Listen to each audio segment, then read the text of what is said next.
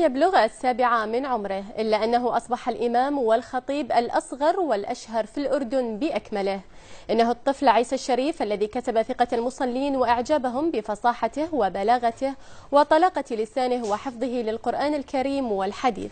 الشيخ الصغير ذاع صيته في مدن ومحافظات الأردن بعد إلقائه لخطبة الوداع الشهيرة، والتي أهلته أكثر ليكون إماما وخطيبا لمئات المصلين في المساجد دون استشعارهم للحرج.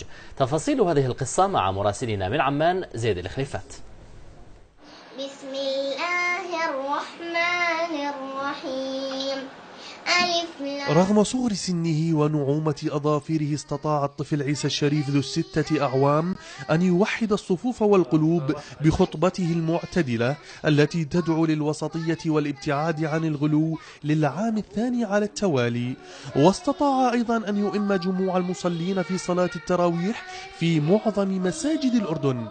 إن الأمن والسلام هو نعمة من الله تعالى، فقد قال رسول الله صلى الله عليه وسلم: من أصبح منكم آمنا في سربه معافى في جسده عنده قوت يومه فكأنما حيزت له الدنيا. اسمي عيسى محمود الشريف، أصغر خطيب في الأردن.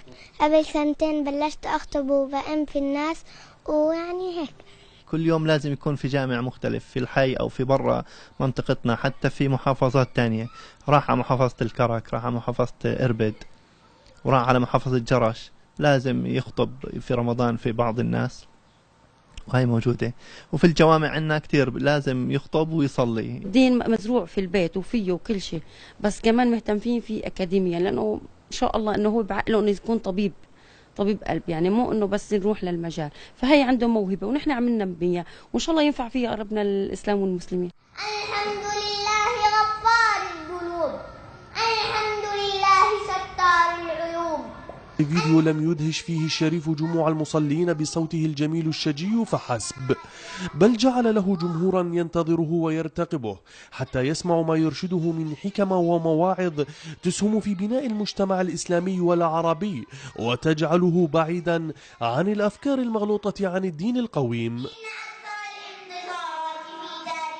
من ناحية شرعية ومن ناحية فقهية، جمهور الفقهاء على جواز إمامة الصبي المميز، ما دام مميز. حتى كان هناك صحابي في زمن النبي صلى الله عليه وسلم كان يؤم الفريضة، ولم ينكر النبي عليه الصلاة والسلام يعني هذا الفعل. ولما حكوا الشيخ عيسى يعني بدور عليه، أنا قاعد بين الشيخ صدقا، فلما سمعت صوته يعني فعلا إنه الإنسان سبحان الله، يعني حتى في جنبي مصلين وأنا منهم، يعني أغرقت عيننا من الدموع فعلا.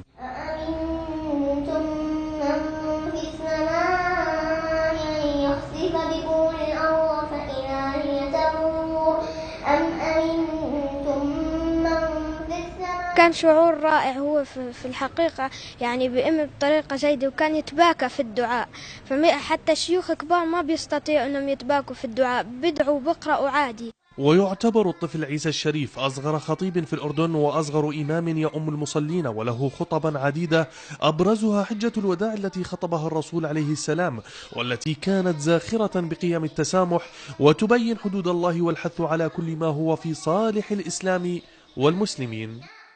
النشأة السليمة التي يعيشها الطفل عيسى جعلت منه أنموذجا ونبراسا للعديد من الأطفال، وجعلت منه إماما وخطيبا صغيرا في سنه لكن كبيرا في رسالته والتزامه لدينه وعقيدته. زيد الخليفات، تلفزيون البحرين، عمان.